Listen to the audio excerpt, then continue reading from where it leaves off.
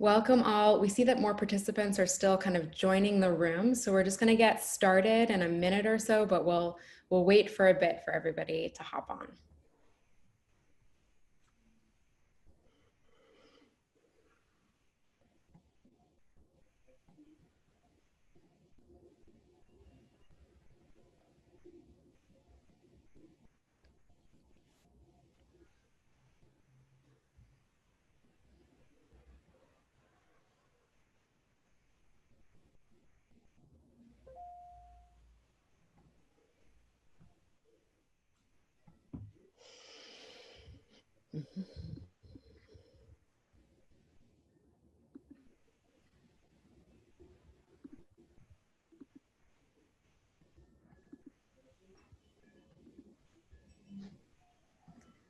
Okay, well, we're going to get started.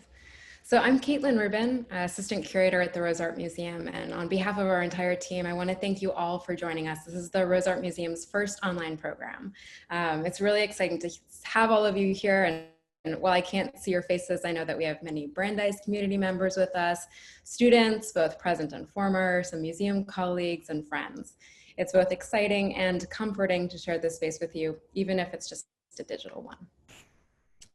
So before we get into our conversation, I wanted to note that today we're pleased to offer closed captioning for today's event. If you want to enable this feature, you can do so by hovering over your picture view, the video view, and then selecting the closed caption button, which is CC at the bottom of your video window. So there's two different views for this. You can choose either a subtitle effect or a transcript feature, which actually pops up a text field to the right of the picture plane. Like many museums, the Rose Art Museum's galleries have been closed since mid-March, and over the past weeks, we've been listening, reading, talking as a team and with others, and working hard to determine what type of programming we can offer during this unprecedented period. If you receive our emails, we hope you've enjoyed our offerings of weekly Remote with the Rose newsletters, and that you've continued to explore our exhibitions and collection through the additional images and the materials that we've shared online. We're always looking to hear from you as well. So after this event, we'll be circulating a survey via email, and I hope that you'll let us know your thoughts on today's program and what you might like to see more of. It's really an understatement to say that this is a strange and tremendously uncertain period for us all. But with change comes opportunity, and so I think this program is really a marker of that. In the move to online programming, we now have the means and the ability to bring our far-flung team together again. So today we're joined by Ruth Estévez, our Senior Curator-at-Large from Mexico City, and artist Dora García, who's presently at her home in Barcelona, Spain. You'll of course see some of the Massachusetts-based members of our Rose staff on screen as well, including Kate McBride and Elizabeth Moy, our programs coordinator. We were only able to enjoy a few short weeks with Dora's exhibition at the Rose, titled almost presciently, Love with Obstacles. And so I'm glad that we're able to spend more time with Dora and with her work today. Through her exhibition, Dora activated our spaces in ways new to the Rose, with daily performances in the Foster Gallery and interactive and participatory works like the project we will focus on today, EXILE. The Rose is the 8th institution at which EXILE has been exhibited, but it's the first in the United States. At each institution where EXILE is on view, Dora invites a group of contributors to write reflections on this very concept, EXILE. Their letters are sent to the museum, where it is the decision of the curatorial team to decide which will be opened and which will remain sealed. These new documents are added to the gallery and then also to the existing collection of correspondence, and visitors are invited to handle and read those that have been opened. Of course, in this moment, letters sent to the museum remain delayed at various stages of travel, or if they reach the museum, they're yet unopened and unexhibited, adding a new layer of resonance to their subject, EXILE, and to the ways that this project relates to our present experiences of isolation and social distancing. Ruth and Dora will speak about this project in more detail, and following their conversation, we'll open it up to questions from all of you. So please, if you do have questions during the event, you can actually type it into a question field. Again, you can access that by hovering over the video screen and selecting it at the bottom. It says Q&A. You can type in a question at any point in the conversation. We'll be monitoring those, and then we'll do our best to answer as many as possible before the close of the program. And with that, I'll turn the screen over to Ruth and Dora. So welcome both of you, and thank you so much for joining us. Thank you, Caitlin. It's really a pleasure in the moment that we are living to be able to be with all of you, with my dear colleagues that I don't see that often, but now I don't know when I'm going to see you again. I hopefully soon. And also thank you, Dora, for being able to stay there also. I know you are now in Barcelona. So maybe, I mean, I have the opportunity to collaborate with Dora in several locations, and that was the first time I was doing a big exhibition with her, the first exhibition, as Caitlin was saying, in the United States, in Boston. Maybe just for the people that is not completely familiar with Dora García, well, she's an artist that is, she's a Spanish artist who lives between Barcelona and Oslo, now more in Barcelona than anywhere else, of course. But just to say the few things about her and her curriculum, that she represented Spain in the Venice Biennial in 2011, and also participated again at the Venice Biennial in 2015, the Documenta 13, the sculpture project Münster, the Sydney Biennale, and Sao Paulo Biennale, and so on. But talking a little bit more about her practice, yes, I'm going to say a few things that are, of course, all the time connected with the project that we are going to talk now, that is EXILE. That is maybe something remarkable on the work of Dora is this, her interest, if not an obsession, for the idea of exploring the potential of, or the political potential of marginal positions. No, I think over the years you have been selecting always, Dora, like, for your works, characters that for different reasons has been put aside for their political thinking, or just because they don't fit into certain categories that we have in society. I am thinking about characters like French dramaturg Antonin Artaud, or James Joyce, or American comedian Lenny Bruce, and so on. And other thing that for me is also remarkable from your work is like you always pay attention to what I call the micro stories that are always behind the official history, you know, and how you always like to connect like more kind of personal and domestic issues sometimes with social and political arguments that are on the public sphere, you know, and how the emotional can influence our lives somehow.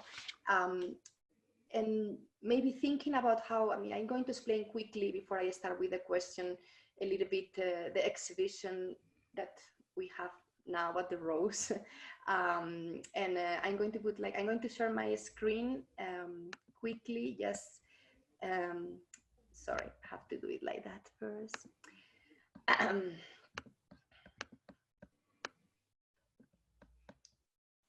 moment, sorry.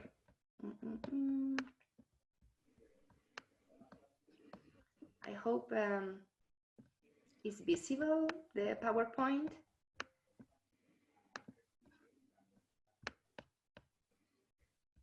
Yeah. Okay, it's visible, yeah? Ruth, I'm well, not to me. Not to you, one moment, sorry. I just going to redo it again.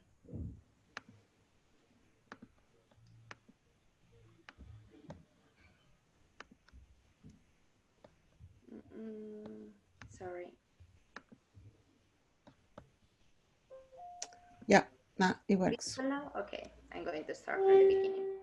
Okay, so I'm going to explain quickly also a little bit the background of the exhibition to start talking about EXILE. So I think the Love with Obstacle, the exhibition that we have now at the Row, it wasn't born as many other exhibitions today to be only seen online, but somehow I think there are many of the themes behind this exhibition and behind your general body of work are also related with this idea of like distance, exile, censorship, invisibility, the impossibility of being together for personal or for political matters, or the possibility of being together also. The exhibition is composed by several performances, a new film, and also a strong archival component. The heart of the exhibition, if we can say it like that, and I'm going to talk about that briefly also, is we started, I mean, the start point is Russian feminist and activist Alexandra Kollontai, who was a diplomat and also Minister of Social Welfare during the Bolshevik government at the beginning of the century. And she was a key figure in the gestation of the October Revolution.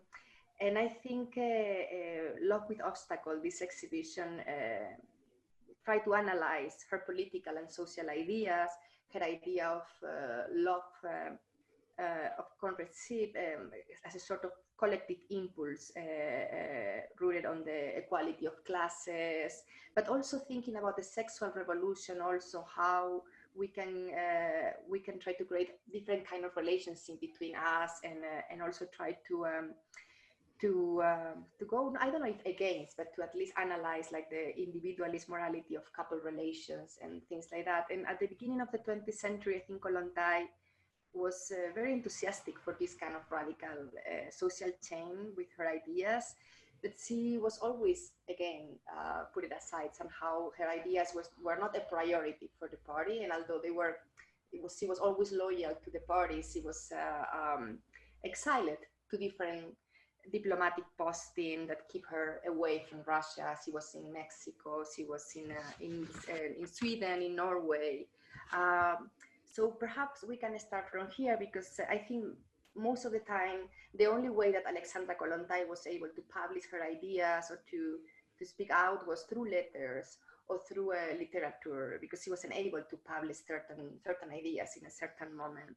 And this is something that you can also see in the exhibition. I mean, the exhibition have like a lot of other documents that you selected from the Brandeis archives at the university, that most of them are coming also from women in different times, in different regions of the world, that has been in a way publishing their ideas also through letters or through novels or through other kind of literature, because again, the impossibility of publishing their ideas because of her position at that moment as being women, no?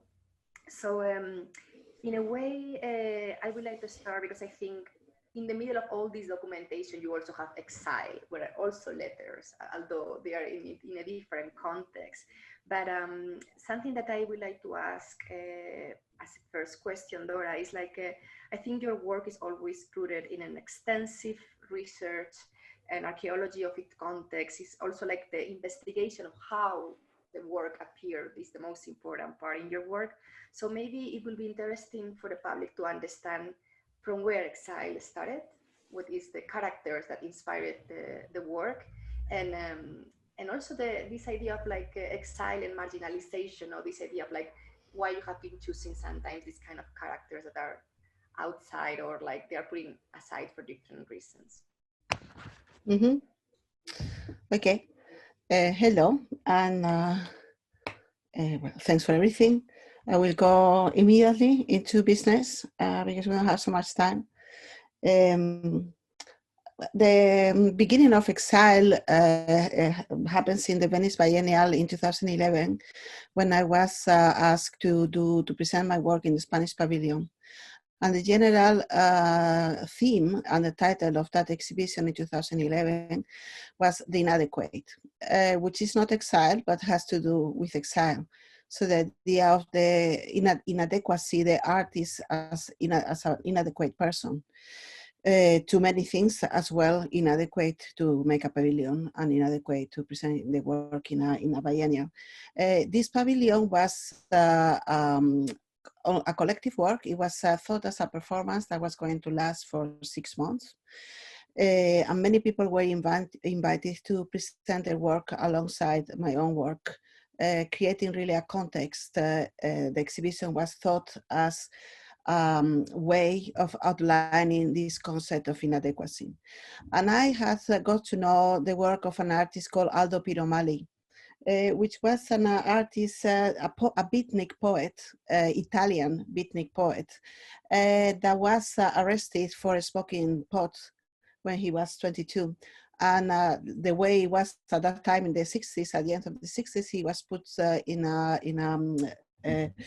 mental institution, the moment he left the mental institution, he decided to leave Italy, and he went to Holland in Amsterdam.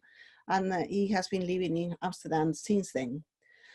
And since then, he started a strange career of what is badly named or misnamed outsider artists, which is a terminology I hate. but to understand each other quickly and outsider artists. And the procedure of this artist was very curious. He would designate a receiver, and he would start writing letters without a stop, as much as 2 or 3 per day, with the aim of making impossible any answer. So you might, if you receive the letters from Aldo Pinomali, you might think that to reply, but when you got 100 letters per week, then we thought, well, I'm not going to answer this anymore. And that was seemed to be what it was all about, to write to somebody, not giving the possibility of a response. And this seemed to be quite eccentric of Aldo, but I remember that that was also the strategy of Franz Kafka, for instance, who was writing to Felice 2 or 3 letters per day, and who seemed to be extremely disturbed when he got a reply from her. So I wanted to invite Aldo to Venice, and then he said, I don't want to go. I said I would never go back to Italy. I insisted. At the end, I said, well, maybe I can go and visit you in Amsterdam. And then he replied something saying, you keep saying, I want to visit you, but that you does not really exist. And from then, I accepted that the only way to communicate with Aldo, or the only link I had with Aldo, was the letters that he was sending me to the pavilion. And I just wanted to see if I have prepared some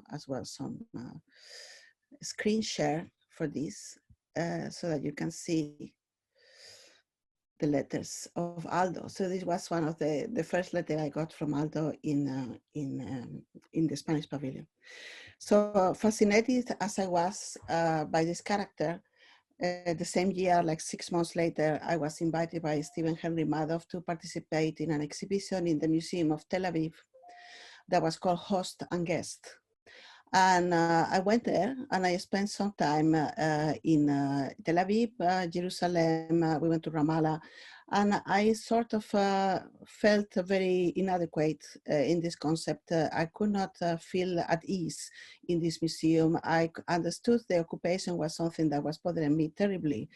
And at the same time, I didn't want to fail my friend, Stephen Henry Madoff, who I consider very highly. So I thought, how can I be and not be? How can I stay outside and protest something that I don't accept, and at the same time contribute to this project of my friends? And then I thought of the strategy of Aldo, how to do with this you that does not exist. So I invited Aldo, together with other 2 close friends that had worked with me together in the pavilion, Giulia Girardello and Mattia Pellegrini, to start writing letters to the museum in Tel Aviv. And I engaged as well with some people I had met in Tel Aviv, that I had met in Jerusalem, to contribute, as of course the echo of exile, of diaspora, is especially heavy in Palestine and Israel. Therefore, there was a special important layer to the work there. So this is how it looked like in the Museum of Tel Aviv. And so I had this thing that I was there and I was not there, because I as well did not go to install the work. I said to the museum, you decide how to install it. I wish the letters to be clearly seen. So as you see, they are written on the floor, exile. And then you just decide how to display the letters that you receive. And then this was over, and then I thought it was not over for me, the notion of exile, and it continued in other places, like this is the case in Vilnius, in Lithuania, always in place. I mean, every place has a relation to exile. We are all exiled somewhere, and we are foreigners in a place always. So therefore, in different manners, every place has an echo to the word, to exile, and has a different meaning for this work. In every work, new guests, in every place, new guests were invited, and in every place, so as to say, the volume of the letters got bigger and bigger. And so this is a kind of a real-time work. It's a work that is created as it is exhibited. I stop there, I think. So Dora, maybe I would like to come back quickly again to the character of Aldo Piromali, who I got completely fascinated also when I started to read the book that you have and the poems. But also I would like to connect Aldo with other characters in your work also, including Kolontai somehow. But in a way, how you explained it before, I think, I mean, Aldo, when he was young, he was incarcerated for having drugs, and he was in a mental asylum for a few, I think, 2 years or something like that. No, it was months. It was not so much. It was like longer, but in a way, he was, as many other characters in your work, were marginalized somehow because they were not fitting into certain ideas of how society should be. And I remember in the book you have about exile and about Aldo, you said something that for me is interesting, that is like one of the most radical acts and one of the radical position actually is a huge action, is the idea of being passive in the sense of not participating in something and getting out from that, no? Because I think, of course, now we are living in a moment that we can talk about social distance and being separated, but everybody's like so excited and so anxious with this idea of participating and communicating, because we can't stop that somehow. And in a way for Aldo was like really, okay, how I can step back somehow.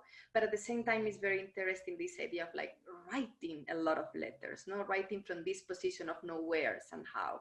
So I don't know, I would like to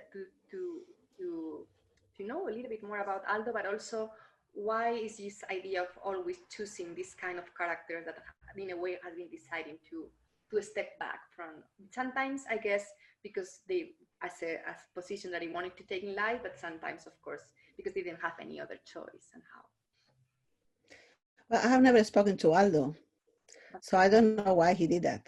I can imagine, I mean, I think he left Italy because he thought he would go back. He didn't want to go back to the mental hospital. I think he went to Amsterdam because at that time, Amsterdam was, a very liberal place, a place where you could be yourself without a lot of, without social control, which is not the case anymore. And then afterwards, I think he just stayed because it's easy. He has a dealer there for his work, created a certain name for himself, and he was able to survive. So I think that's why he stayed in Holland. He has a kind of vendetta with Italy, so it's clear for him that he'll never go back to Italy. He's all the time very careful not to be bothered. So not to be, it's almost it's a victory when you, I think only Julia Girardello, which is one of the participants since the beginning in EXILE, she's the only one who managed to visit him. And we have a picture of the two of them. And he, the way for us, most of the time, the way we have to know that he's okay is when he writes for EXILE. So when we know that the letters start arriving, and that he's the biggest contributor by far to the work. So it's really the volume of letters of Aldo is incredible in the work. Then that's the guarantee that he's fine.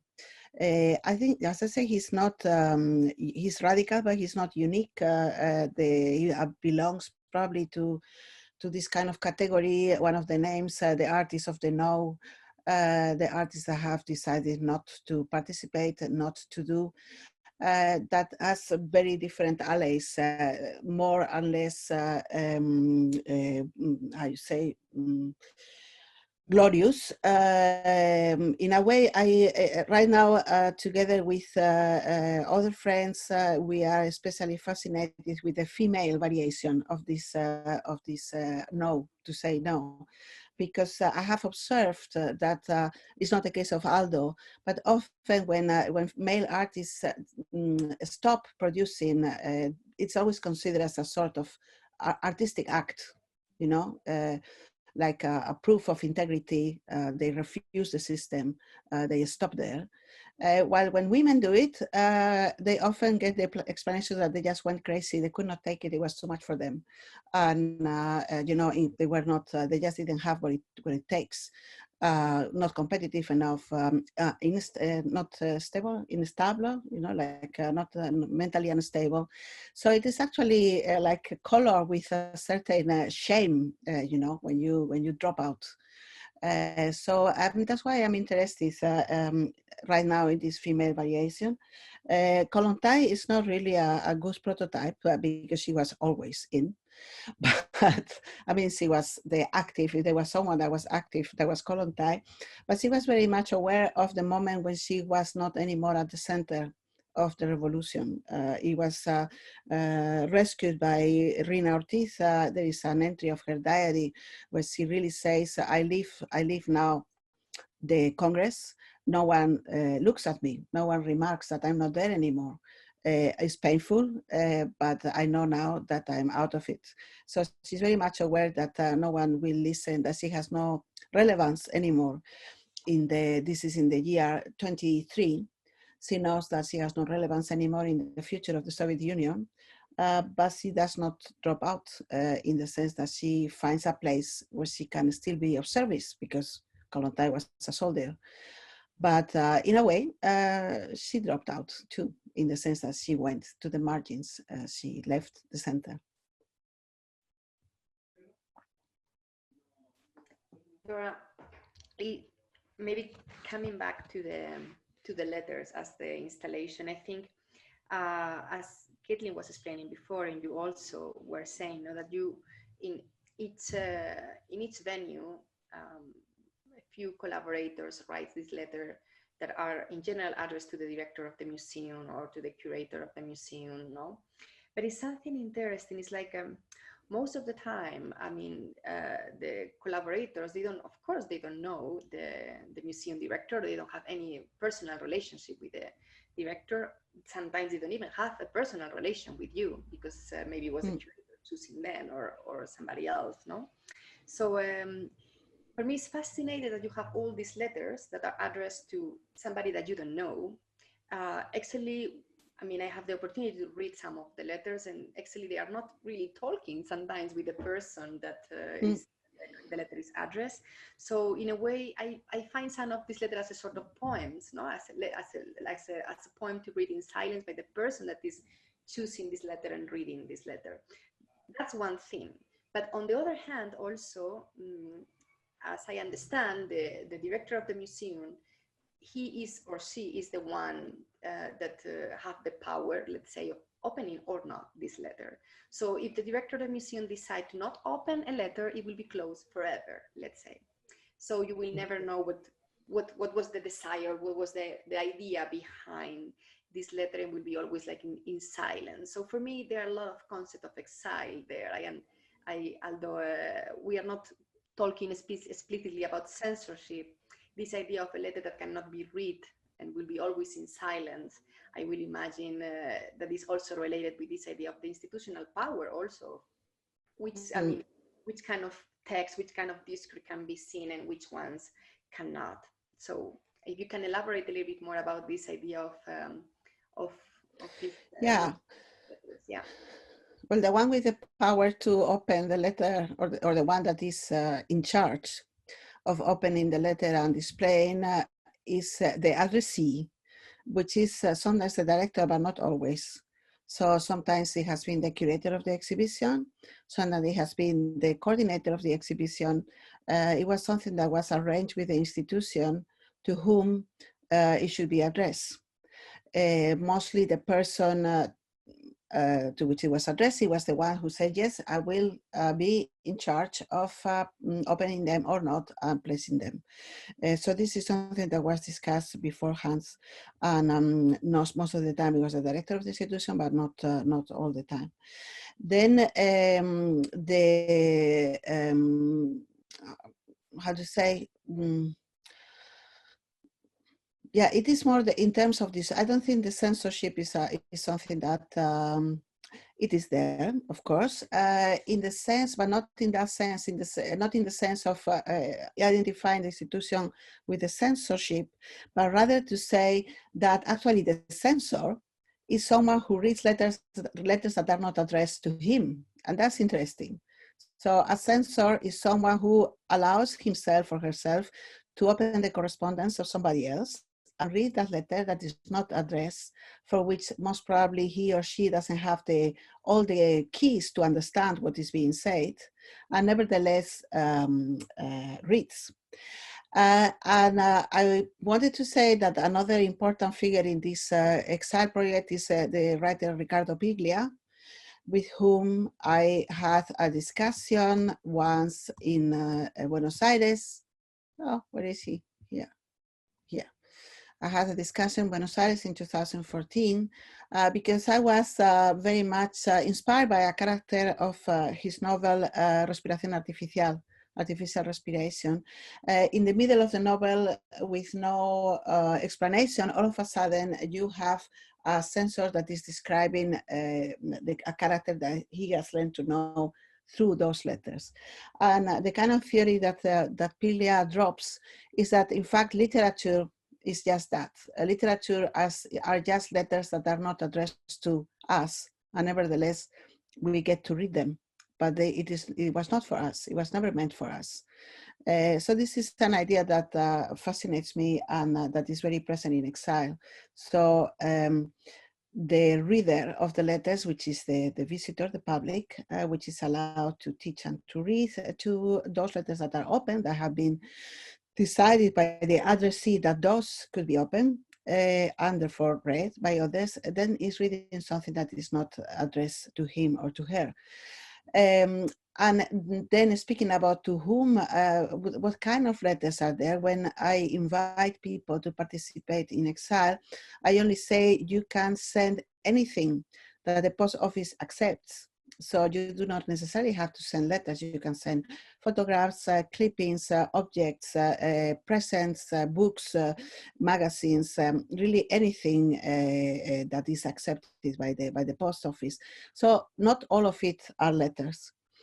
When there are letters, they are of different kinds. The typology, for instance, the Aldo Piromali letters are not addressed to anybody. That is his work. That's the way he distributes his work. So there are poems and drawings that are addressed to somebody, which is the spectator of that work. Some other people write poems or reflections or essays or introspective confessions that are not addressed to anybody in particular. They are reflecting on the concept of exile, on their own diaspora, on whatever they think they feel strange to. So that's the kind of to everybody and to nobody. And then you have people who address the director or the coordinator or whoever is the addressee. Like for me, in this case, now in the Rotterdam Museum, I explicitly addressing myself to Louise Crocker. That's not always the case. Sometimes I have addressed to nobody. Sometimes I have just written things. Sometimes I have just copied poems. Sometimes I have just sent drawings. In this case, I really write to Louise. And then sometimes you have cross correspondence. So sometimes you have people who write to each other to EXILE. Like for instance, they would write to Agnieszka Grazza would write to me, and I would write to Agnieszka, so I can't pronounce that name right now, I'm sorry, Agnieszka, to through EXILE. So her letters are addressed to me and my letters are addressed to her, but the letters only meet at the table of EXILE. So this is another variation. Sorry, Dora, so thinking again about the letters, and it's beautiful what you said about this definition of literature, no? Like letters that cannot, I don't remember exactly what you said, that cannot be addressed or that they are not addressed to anybody. They're like kind of open letters. But I think in the exhibition, if we think also about, because it's also the other way around that for me is interesting. At the exhibition, for instance, the movie that we have there, Love with Obstacle, that is about the life of Columbine, is, I mean, there are different documents, but most of the, I mean, the voiceover is pretty much, or the voiceover, you said, yes, is letters by Columbine. Letters were written for specific people, no?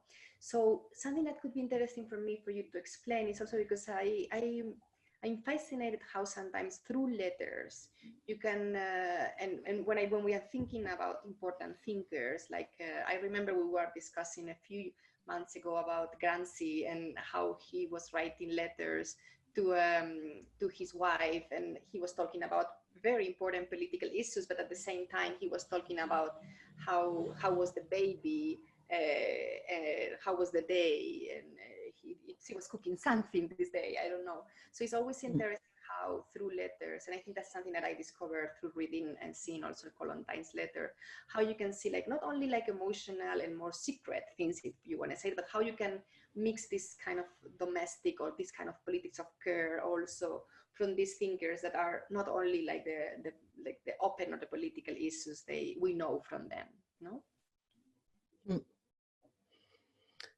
Yes, that is very clear. I mean, I have especially read the letters of Rosa Luxemburg, of Kollontai, from this Gudrun Ensslin, which are letters of very radical, politically radically aware people that nevertheless went a lot into the domestic and went a lot into the affective.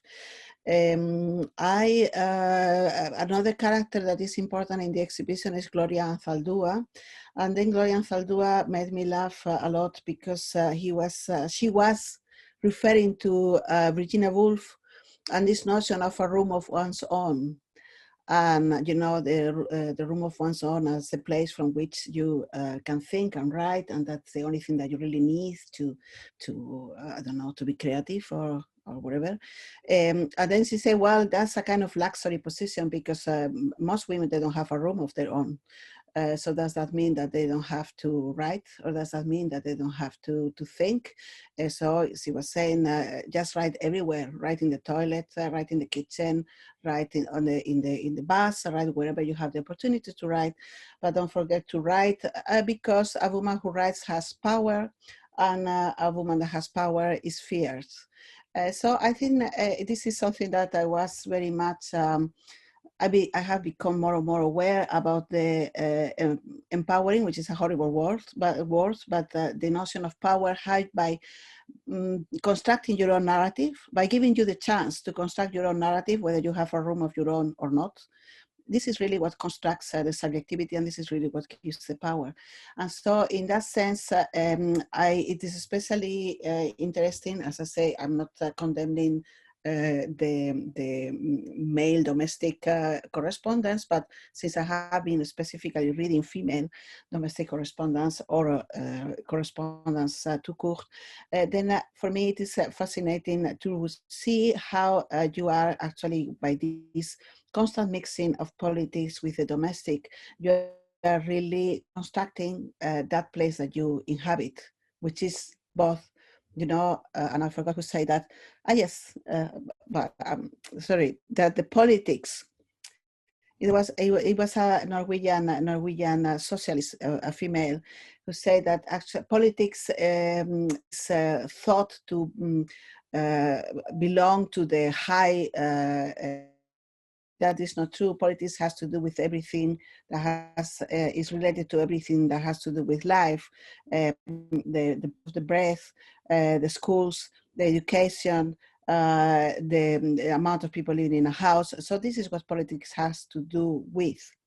And I was kind of comforted to read this because I was listening by reading this Norwegian politician that is from the 30s, but I could have been listening to Gloria Anzaldúa, or I could have been listening to Alexandria Ocasio-Cortez, which is another one of my heroes. Dora, maybe coming back again to the exhibition and other words that are, for me, connected also with exile in a different way. I think I would like to talk briefly about the two performances also that are on the exhibition. Maybe I can share again let me share my screen again. I don't know if I can do it. Well, no, because I'm sharing my screen. Okay. You want that I stop sharing? Okay, so I have to, now it's my turn. So let me see if I can share the screen. Yeah. So I will put just this image. Okay. So basically in the exhibition, Dora, you have two performances. They are both durational performances.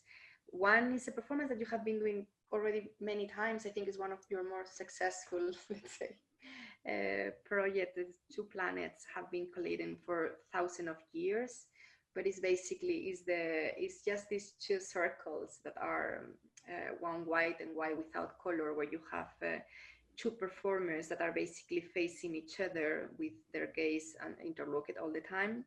And as one of the two performers move, the other one must alter their position in order to maintain the same distance that they agreed to keep from the beginning of the performance. And they always have to keep this kind of eye contact, no? So because the circles are not totally concentric, so in a certain moment this situation will finish, and they will have to negotiate again this is like a sort of endless game about how you can just look each other for as long as you can in your eyes. And it's interesting because first you were, and I will talk later about the other one, but in this case, of course, it's about communication. Of course, these two circles are like just drawings on the floor. You don't have walls, but in a way it's a metaphorical idea of talking about invisible walls that we have between us, even if we are pretty close. But something that is the position of the spectator here, because we were talking before about exile, about the letters, about who is reading that. At the end is the audience reading these letters. But in this performance, and this is something that for me, it can happen in some of other of your performance, but in this particular performance, the audience is outside of the circles. They cannot interact at all with the performers. So it's only the performers interacting between them. And in a way, people is given outside. And in the other performance, the Labyrinth of Female Freedom, this performer also inside of this circle, where it's basically reading forever, let's say, in this kind of isolated situation, the poems of Anna Akhmatova, also a Russian writer. And sometimes whatever she wants, I mean, that's depending on the performer, she's free to read loud the poems, but most of the time it's just basically for herself. So even there, when you go as an audience, you just see somebody reading. You see the act of reading in silence, where it's a very introspective act, but you can't, I mean, in a way it's like I mean, I don't want to say it like that, but I have the feeling that the spectator is dismissed, or is in a way put it aside somehow. So I don't know if you can, thinking about also another idea of exile when you have these live acts in the exhibition space. Yes, I'll try to answer this, and then I think we have to go to questions of the audience. So I try to answer them precisely. In all the performances I've done since I have started, well, not all, but there was a very general rule, is that the performers don't play for the public. So this is something that I always underline to, well, you may have realized I do not perform. So it's always an actor, someone, not necessarily a professional actor, but someone else that performs for me. And when I instruct or brief the performer, then the first thing I say, you are not performing for anyone else. So you do not have to worry about the audience. You do not have to start when the audience comes in. You do not have to stop when the audience comes in. You just have to ignore the audience completely. You don't have to please them. You don't have to entertain them. You don't have to do anything with them. So this is something that is common to 90% of my performances. In some performances, the performer speaks to the public, but this is really a small part. This allows a different relation to it is very important for me that when the viewer comes in, when the spectator comes in, it does not feel that that person is playing, that is activating something. For me, the spectator has to feel like an intruder, like something is going on and I just happen to enter it. And I have to figure out what it is. And I have to figure out how I have to react to it. And I have to figure out which position I take to it, because it's not made for me. It is not something that I command. I'm speaking now for the spectator. The spectator has to say, I do not command this. It will happen whether I'm here or not. It does not respond to my presence. My presence is an addition to it, and I have to decide how do I place myself in relation to this.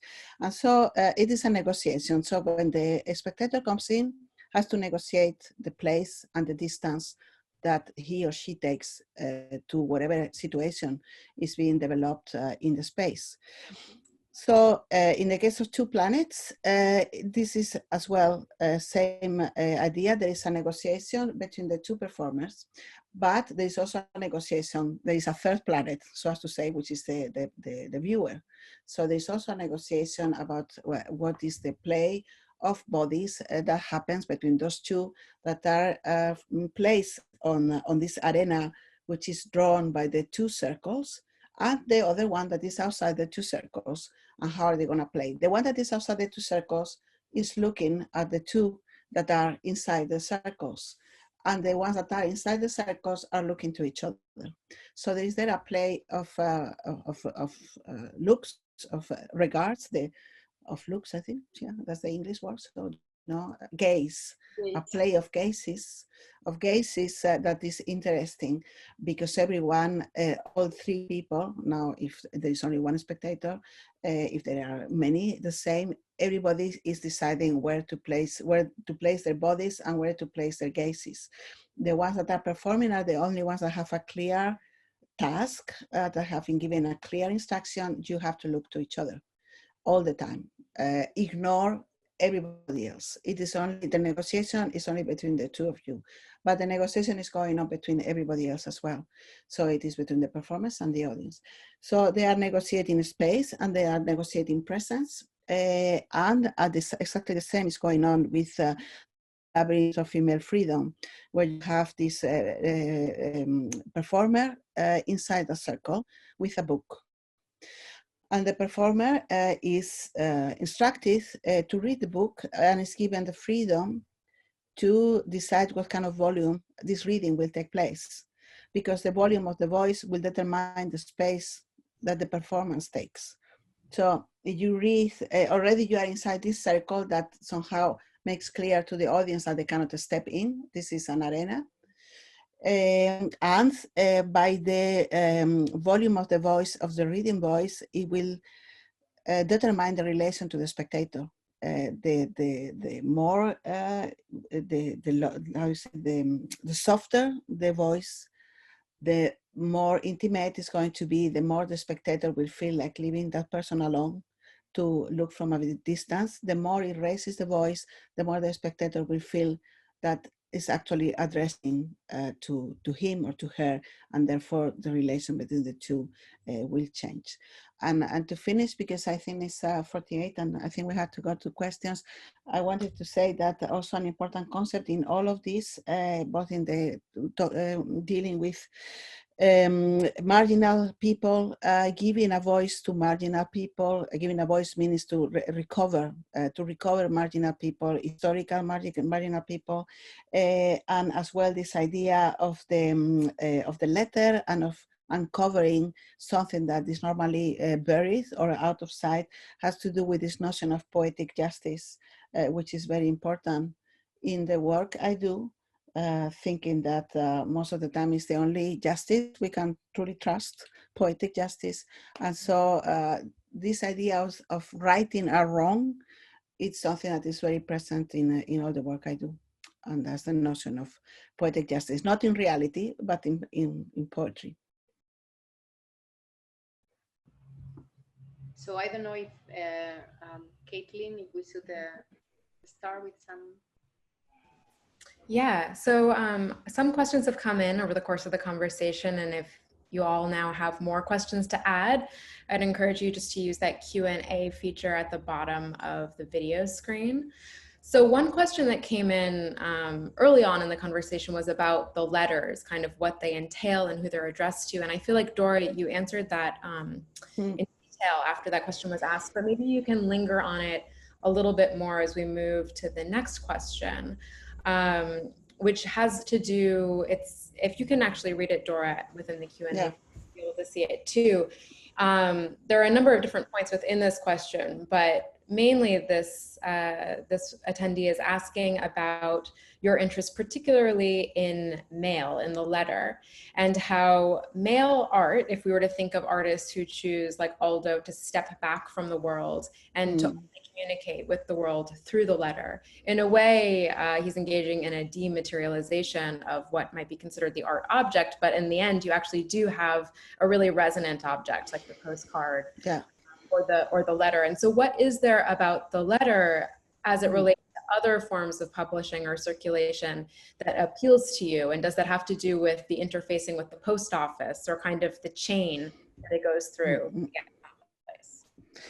But an important element is I have a sort of fetish for letters. So I love writing instruments, paper, ink, all this kind of stuff. And I love letters, especially the more unreadable, the more I love them. So I love manuscripts. I've been going through the letters of Kafka to Felice. I have been going through the letters of Hannah Arendt that are also on the exhibition, Hannah Arendt and Heidegger. I really love to see handwritten text because, of course, it is a sort of drawing. It is also deciding how to occupy the paper. So this is one important thing for me for the letter, the physical object, the beauty I find in this. And then there is also the beauty of the post process. So there is a very nice, in the novel El Túnel, de José Saramago, there is this very beautiful scene when someone writes a letter to the lover, where it's definitely over. It's finished. In this letter, it says, now it's over between us. I don't want to see you again. And then he posts the letters, and then something happens, and then he realizes that he was wrong, and that actually she didn't do anything wrong, and that they should be together, and she loves him. And then he tries to stop the letter, but it's too late. And then he tries to get the letter, and the letter, he can't see the letter, but the letter is already stamped, and it's already has the, it's already on the tray to go. And they refuse to give him the letter, even as much as he screams, but it is there, give it to me. So I love this kind of, it's lost, it's gone, it is out of your power. And the moment you place it in the hands of the post office with all this beautiful procedure of stamp, all these drawings, I mean, beautiful, it's called stamp, no? Like the timbre, you can choose the image that you put in it, and then somehow it's completely out of your power and goes into a strange tunnel that you don't really know exactly where it is, because even when you certify the letter, you have all this kind of strange information arrive to headquarters. It is in next headquarters. It is now in this kind of en reparto, you say in Spanish, no, like in delivery. But you will not know where is actually this letter, and you also have no guarantee that it's ever going to arrive when the letter is lost. What happens to it? And so another big reference for the EXILE was the Bureau, the Office of Lost Letters. Of death letters, the death letter office, which I was told, I have never seen one in reality, but they say that in Canada, in the States, that exists. So they are kind of store spaces where letters that have never arrived to this destination is a store. And sometimes, like 70 years later, finally someone claims them, and then you get the letter for your grandmother that never arrived. And so this idea, this space where all lost letters are archived, are an important model for EXILE. And I have to point out that in Bartleby, the scrivener, I hope I pronounced that well, Bartleby the scrivener from Herman Melville, before he went to work in Wall Street, he was working in the Bureau of Lost Letters or of Death Letter Office. So of course, I love that, and then I want to recreate, imagine if it does not end like now, to think of this closed museum or these letters that maybe are piling up somewhere with nobody picking them up, with dust on them. This looks a lot like the Death Letter Office, and this I like. It's something that makes me happy. Thank you, Dora. I think that's a really wonderful and generative answer. It actually prompted so many more questions that have popped up. So one one has to do, I think, with something that you're already talking about, which the question is there an identifiable anxiety in the letters with regards to the absence of presence, this feeling of being here but not here with that type of communication? Anxiety in the letters. Anxiety in the letters, the kind of mix between the idea of absence of presence, that in a way it denotes perhaps that somebody is not there through the letter. Yeah, of course, it is, sorry, I have to share again the screen because I had selected in the last letter I wrote to the Rose, not the last, I would write more, but the last so far. You see it? Mm-hmm. Yeah. So this is something that I read from a scholar, Hamid Nafisi, that says that epistolarity, any kind of epistolarity, any kind of letters is constitutively linked to exile because both are driven by distance, separation, absence, and loss, as well as the desire to bridge those multiple gaps. So this is something that is included or essential in all sorts of correspondence, especially more when there is a physical paper and ink. Of course, in the computer, you as well could say, this famous shoo, and then it goes away, but it's much faster and you can immediately get a confirmation that it has been received. Well, when you send it somewhere, then you have all this idea. When you write to somebody, it's because you are not together. There is this distance. There is this notion of absence. There is something that you have lost. And of course, there's also this desire to get together again. So even now, it is even more understandable than ever, no? With the idea that so close as we are and still with the impossibility to touch each other or the impossibility to be together. So this is a big moment for correspondence indeed. And there are these two ways. On the one hand, that you want to be together. On the other hand, you have this paradox, like in the case of Kafka or Aldo Piomali, that actually you prefer to be together this way. And when you actually get something back, when you get the confirmation that someone read your letter in the form of a response, you are scared. You say, I wrote this, I didn't expect any answer, thanks very much.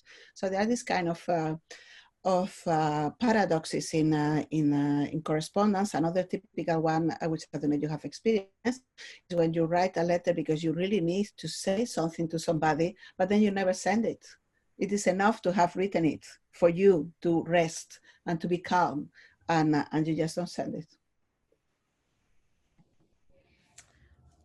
Thank you, Dora. We have a number of questions, so I'll try to get through as many as we can. This one has to do with something that you said during your conversation about the idea of poetic justice, that you said not realistic poetic justice.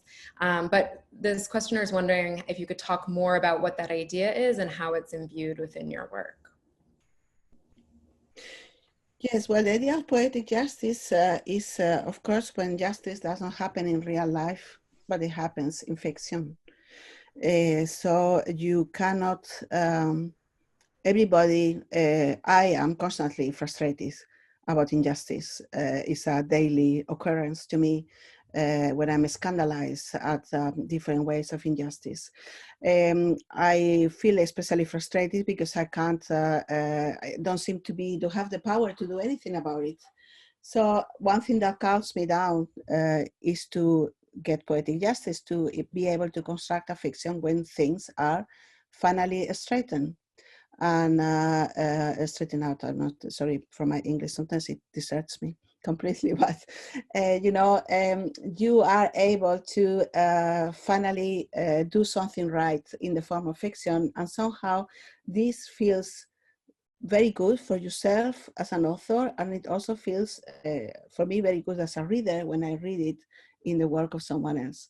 So poetic justice is a bit like the last refuge of that we have in situations of extreme injustice to make things right.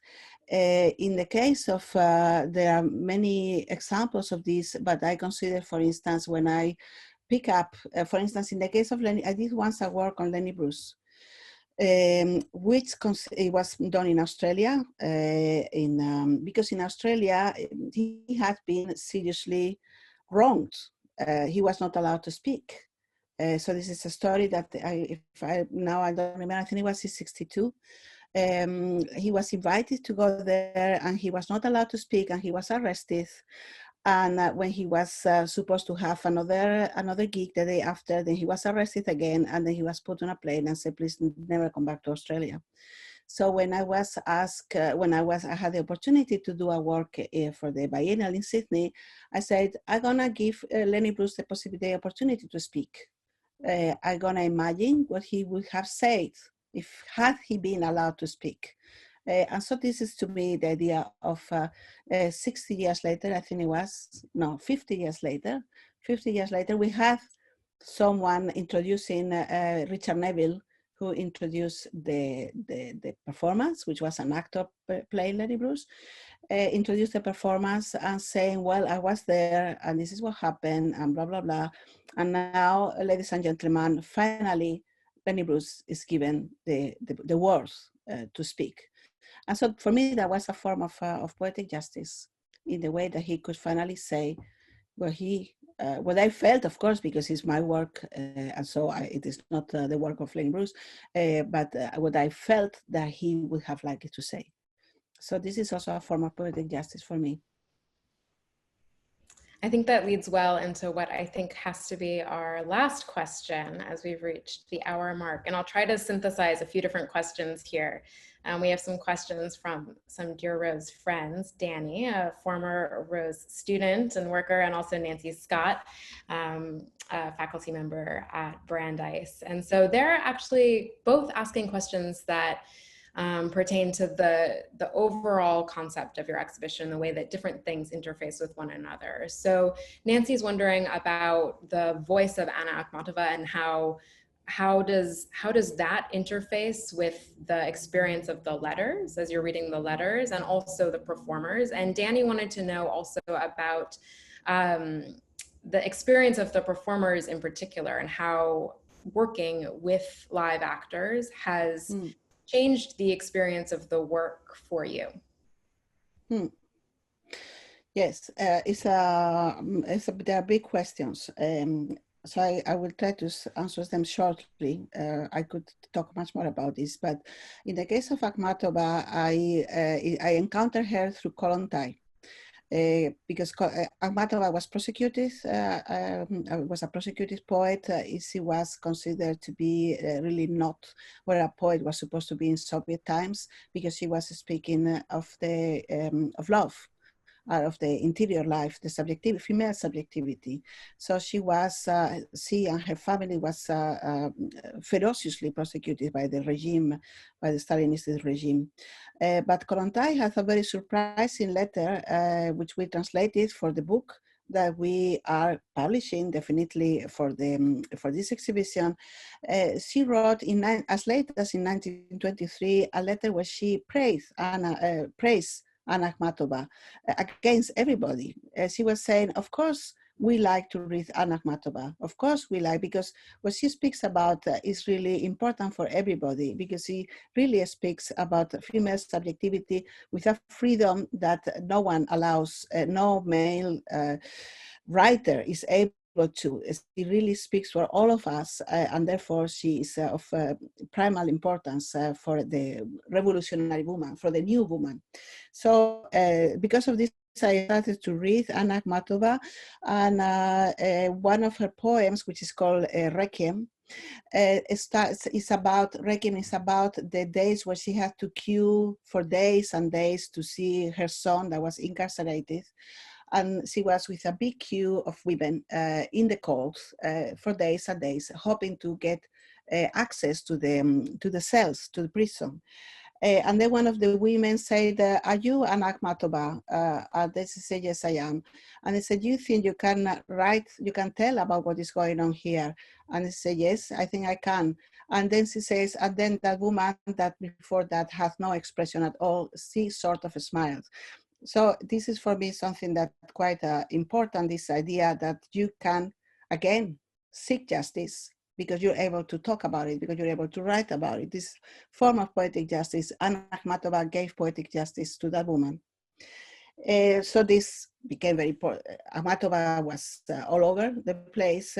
So when I thought of this new performance, then I said that I would like that the poems that are being read are from a female poet and are from Akhmatova. And regarding the performers, yes, my work has been shaped through the years in collaboration with performers. They are very important for me. Some of them have been working with me for 15 years, 10 years. Michelangelo, for instance, who was there working with us and training the performers, he has been working with me since 2011. Other people since 2005. There are big figures in my work. I even have made a work about this. It's called Steal This Book. And Steal This Book is a book that you can steal, which is made of the correspondence of the exchange that I have had with my performers, in proving that the work belongs to them as much as it belongs to me. Well, thank you, Dora. Thank you, Ruth. Thank you, everyone who joined us today. It's really been a pleasure to share this space with you. And this is the first of many programs to come. So do keep an eye on what the Rose is doing. While we can't have you in our galleries at this moment, we have shared more of those installation images on the website, particularly for Dora's show, which you can explore. And we'll be sending out more info and content via our email list. So do sign up for that if you haven't already. But until I wanted to ask something. I can answer the ones that were not answered, like type. Oh, I will try. I'll try. I would say, I'm not sure because this technology is new, but I will try to answer them now before we go off the air. Okay. After we go off the air, sorry, after we go off the air. Okay, well, again, thank you all for participating, and we'll be sending out an email. We'd love to know your thoughts on this program and what you might like to see more of. Thank you. Thank you. Thank you to all. Bye. Ciao.